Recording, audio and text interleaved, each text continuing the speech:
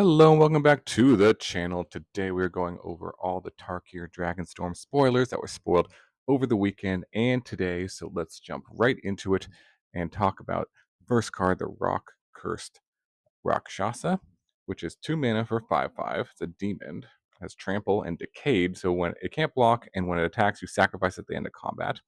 And it's got renew X black black.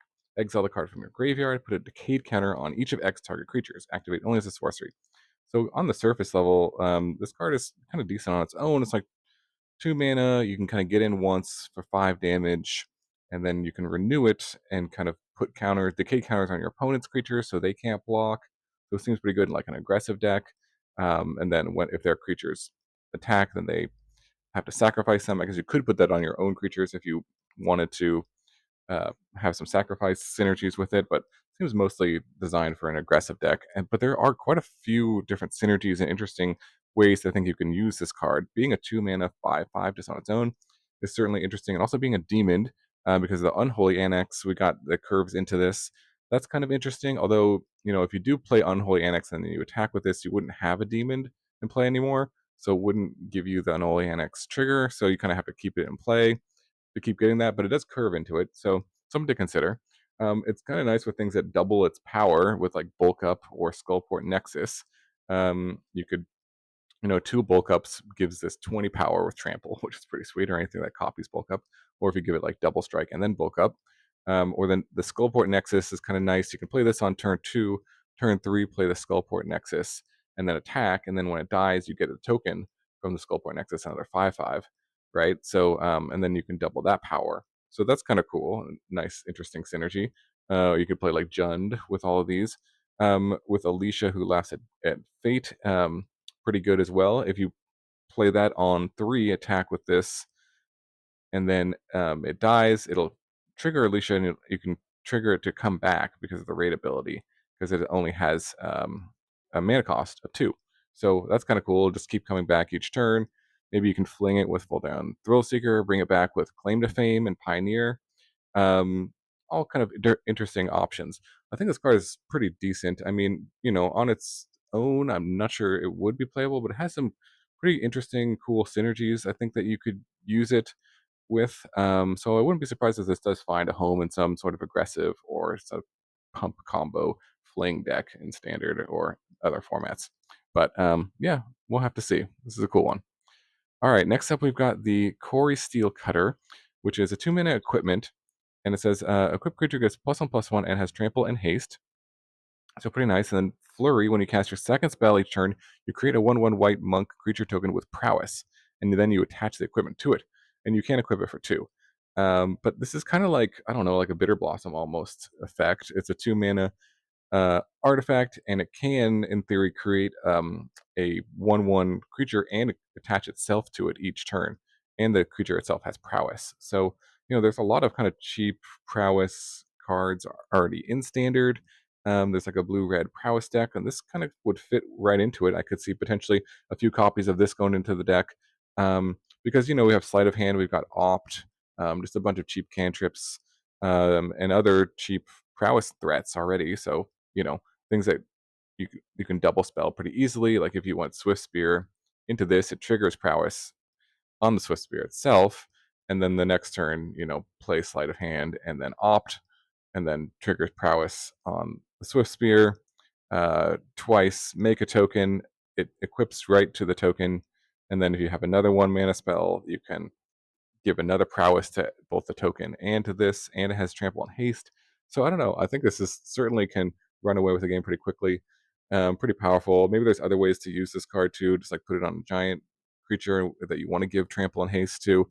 But I think this really wants to just be um, in sort of a prowess deck. Now, I was thinking maybe there was a few ways with like plot that could be interesting too, because that's the way to get your second spell. If you plotted something on turn 2, Slick Shot Show Off, and then played this, that could be potentially, and we even have the Mox as well, so that could trigger this as well. But this, it's not really, it gives you a dragon token or anything like that. So, yeah, let me know in the comments below if there's other uses for this card, but I think mostly it'll probably find a home in prowess decks.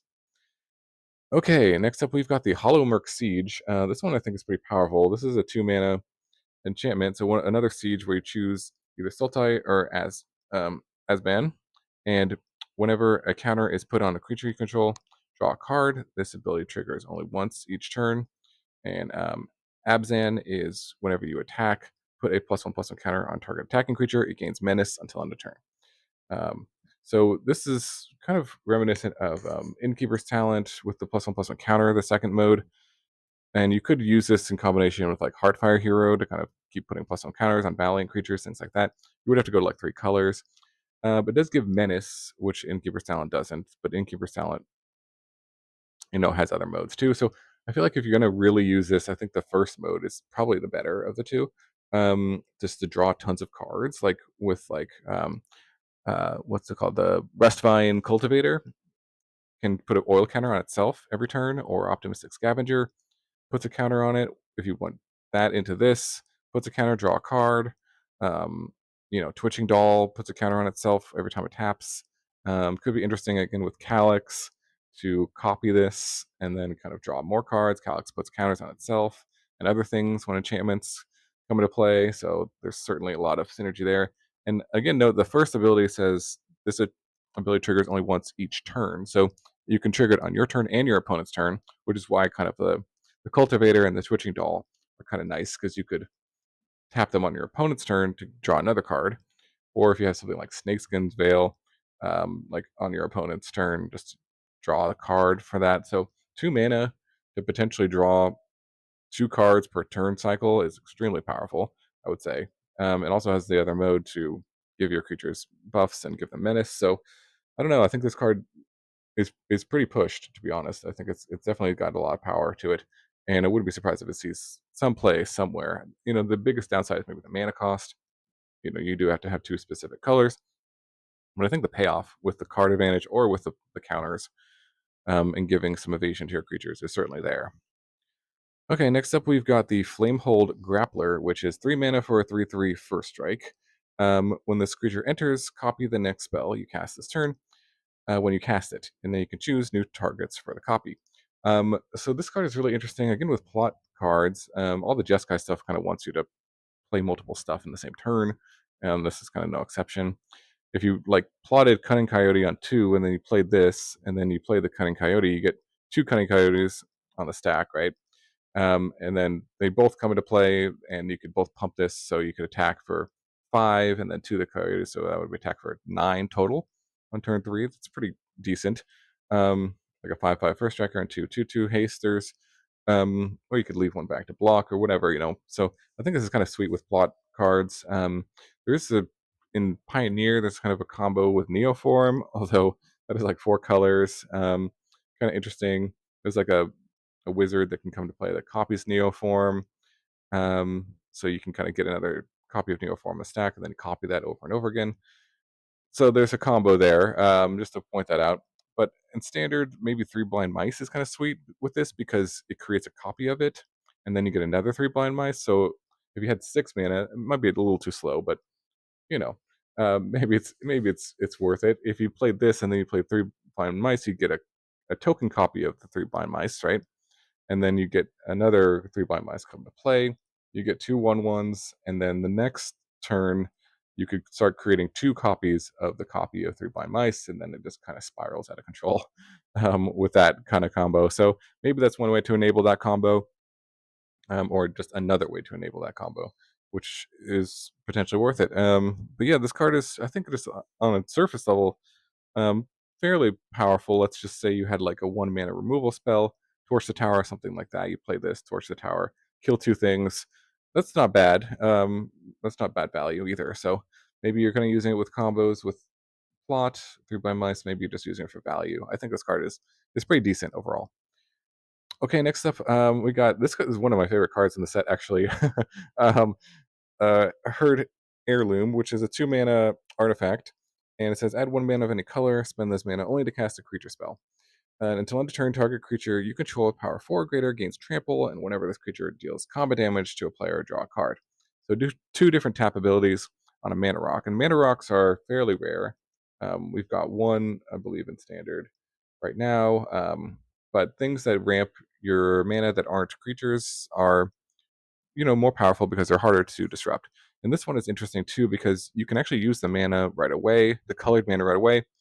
So maybe even in formats where there's more like Landware Elves, like if you play this on turn, like Landware Elves on turn 1, play this, then you could tap it for mana right away, right? So you would have essentially 2 mana again on turn 2 to play like another creature. So that could be interesting and just like really ramp yourself up that way, or just kind of unload your hand pretty easily. In standard, well, I'm thinking of some like the second mode here. Like what things do you really want to give trample to? I mean, it could be anything with power 4 or greater.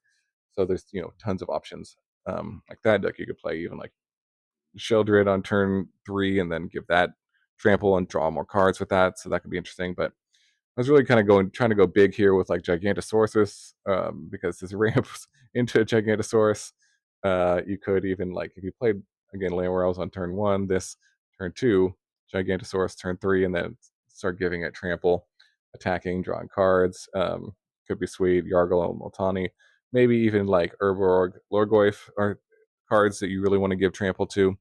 There's a few other cards that really like count the number of creatures or permanents in your graveyard, that like Souls of the Lost, that you want to give trample to. So maybe it's worth it there. But yeah, I think this card has got a lot of different uses, and it's the trample and draw card ability. I think is not to be underestimated on a mana rock too, to be able to draw cards at return and give evasion. So definitely a cool card. Definitely something kind of an enabler, a piece of different maybe go big strategies that definitely want to keep an eye on. So let's move on to the next one. We got Naga Fleshcrafter, which is a 4 mana 0/0 snake shapeshifter. And it can enters the battlefield with a copy of any creature on the battlefield. So you can target your opponent's creatures, although it doesn't actually target. You can choose your opponent's creatures, which is cool. Some of the clones that we've been getting are just your own creatures, but having that ability is useful because you can usually cast it on something. Um, but then it also has Renew for 3. Exile the card from your graveyard, put a +1/+1 counter on target non-legendary creature you control. Each other creature you control becomes a copy of that creature until end of turn, activate only as a sorcery. So I think if this card sees play, it's mostly going to be for that Renew ability, which actually is quite powerful. Being able to create copies of any creature is uh, is useful, and you kind of are getting it for free, so to speak, if you like mill this or discard this into your yard as part of an ability. Like there's lots of cards that loot, draw 2, discard 2, things like that. Um, Especially with like the Oculus deck, I could see this potentially seeing play because Oculus, if you bring back Oculus, it starts making manifest 2/2s, right? Um, Manifest Dread 2/2s, right? So then if you discarded this, you can target the Oculus, make it into a 6/6, and then all of your 2/2s or any other creature you have would become a copy of Oculus, and you could just swing. I mean, you'd only need 4 creatures in play to make them all 5/5 flyers and potentially just win in one swing. So I think this card could see play in that deck for sure. It is very cute with other effects that like Bloodletter of Alcazaz. If you make multiple copies of that card, that's pretty powerful. Or like Whitley Liege, or any sort of cards that give all of a specific creature type, and that card is that creature type. Any Lord effects. This is pretty good with the Renew ability. Or maybe even like Souls of the Lost. I was thinking like you play Souls of the Lost, and then that is a discard outlet. And then all your other, you can renew it on the Souls of the Lost, and then make all of your other creatures into Souls of the Lost, which are pretty big, and attack for the win, something like that. It is another card for also for the Cole Stoke Gearhulk combo too. There was sort of you need like a critical mass of 4 mana um, clones to make that work. So maybe that kind of makes that card work. I don't know, something to think about. But I think this card has a lot of uses for it. And could potentially be pretty good, especially just mostly because of their Renew ability is pretty powerful, I think. Okay, next up we've got the Scavenger Regent, which is a 4 mana 4/4 flying ward, discard a card dragon, but it also has Omen, which is 2 black and an X. For each non-dragon creature, it gets -X until end of turn, sorcery, and then it does shuffle back into your deck if you use that ability. So this is an interesting one. I think just the body itself is not very impressive. A 4 mana 4/4 flying ward, discard a card. I mean, that's nice that they have to discard a card to kill it, but you probably wouldn't play that card in constructed, really. But being able to kind of have a dragon and a creature that you can also have a spell on, I think is useful for things that sort of like search up a specific creature. You could also like analyze the pollen or even the maelstrom, the spear dragon, the last ability. If you are needing like a board sweeper, you could kind of have like this as a one of a tutor target in your deck or something like that. Potentially, that's kind of how I'm seeing it. Being able to sweep the board is useful. If you are playing dragons, a bunch of dragons, there's not a ton of cheap dragons, but there are again changelings that you could play. Um, that could be useful just so it's like a one-sided wrath basically. So yeah, I don't know, this card is interesting. Let me know in the comments below if there's any other uses for this. This is kind of what I was thinking of for this one. It is kind of interesting to shuffle back in your deck if you want to just like keep wiping the board over and over again, and just like make that your win condition and never deck or something like that. I don't know, that could be a very evil deck or something like that. But yeah, I don't know, it seems like an interesting card to keep an eye on. But I think the most important part of this, it is a dragon with it is a creature, but it is also a decent board sweeper. So a cool combination.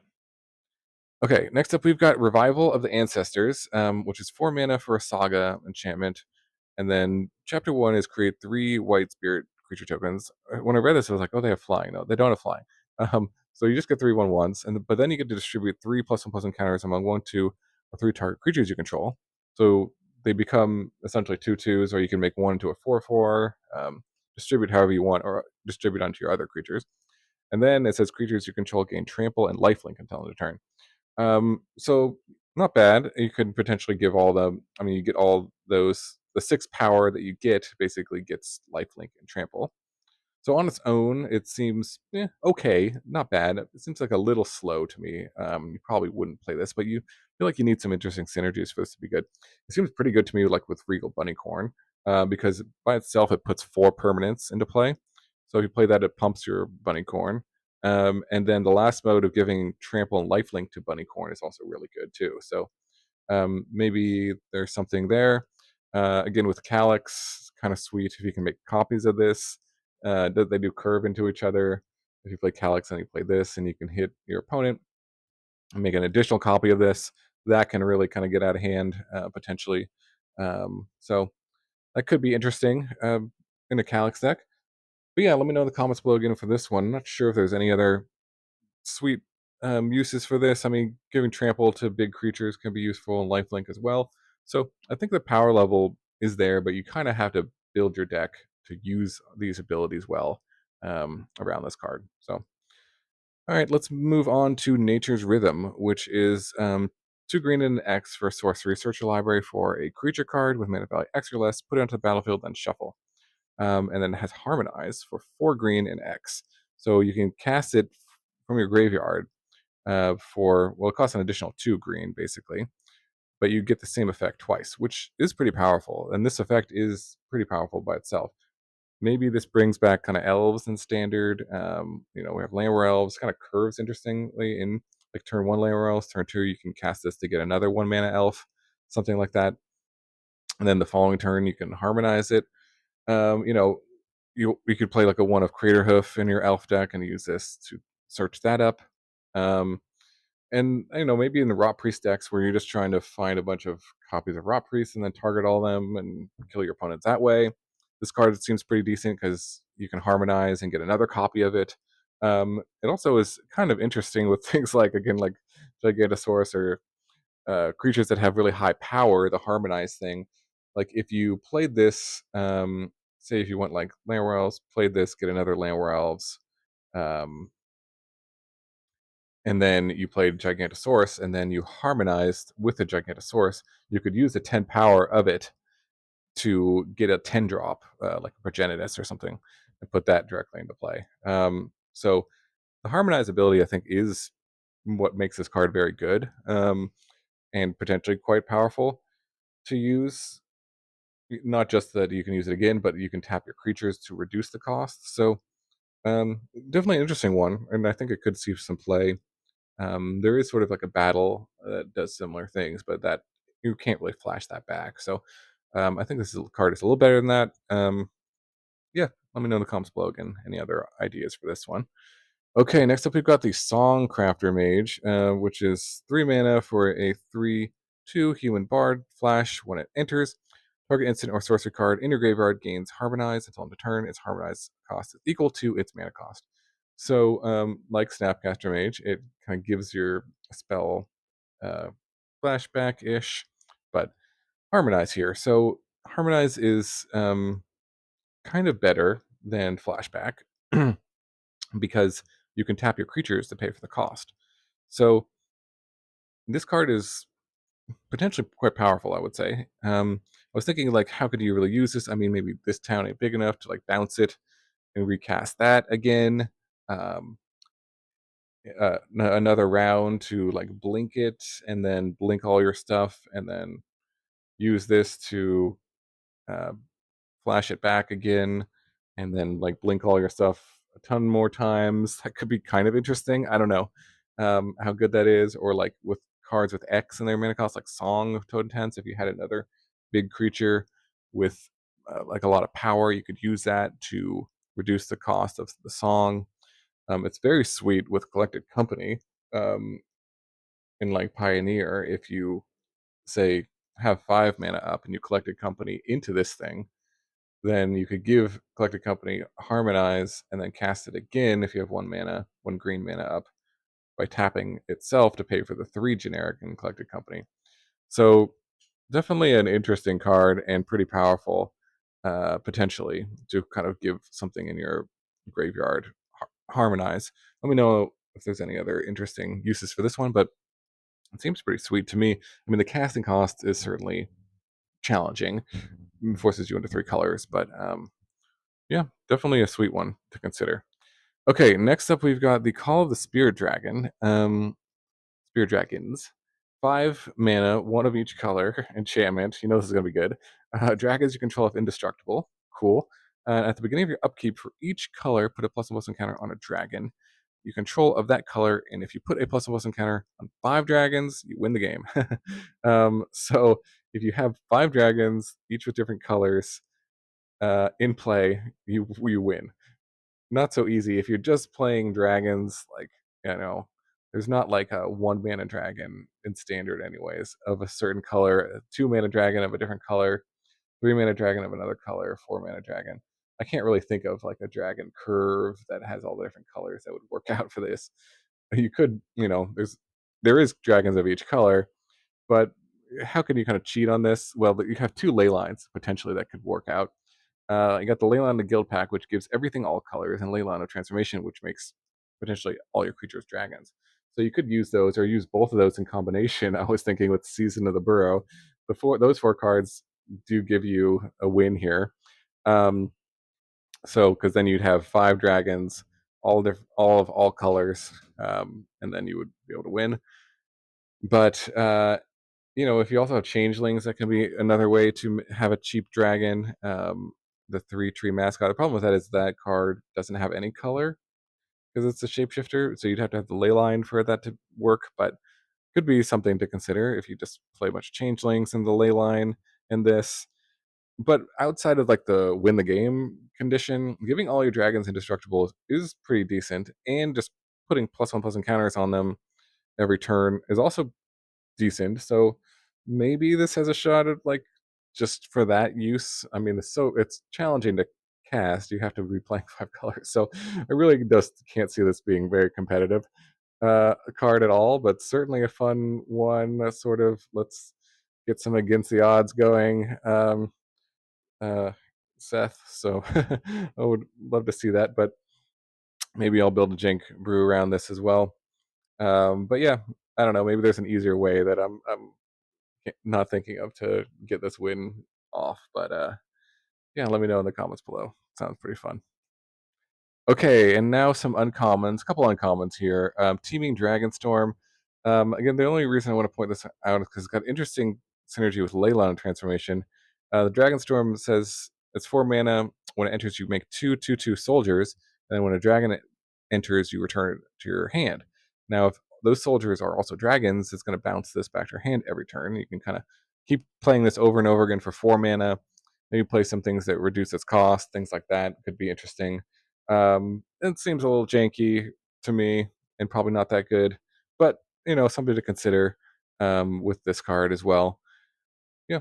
And then last up, we've got a card that I'm sure people aren't very happy that they printed, but I think it's pretty good, which is the Sunpearl Kirin, which is 2 mana for a 2/1 Kirin, flash and flying. And it says when it enters, return up to one other target non-land permanent you control to its owner's hand. If it was a token, draw a card. So yeah, we got some more self-bounce stuff in Esper Pixie needed more help probably, so they were like, "Oh, what can we do?" Notable this card is when you bounce a token, you draw a card, which is pretty good with like Spiteful Hex Mage. You can bounce the cursed token on it, or say the Storm Chaser's Talents token if you wanted to just draw a card. That could be pretty sweet. Bouncing Hopeless Nightmare, all the other things you want to bounce. This card does it. It could bounce another copy of itself or Pixie to kind of like keep triggering come into playability. Something like that could be interesting. And it has flash and flying. Having flash is interesting because say your opponent goes to kill one of your creatures, you could flash this in response and do that, or they go to kill your otter token here, and you flash this in response to draw a card. That's pretty sweet.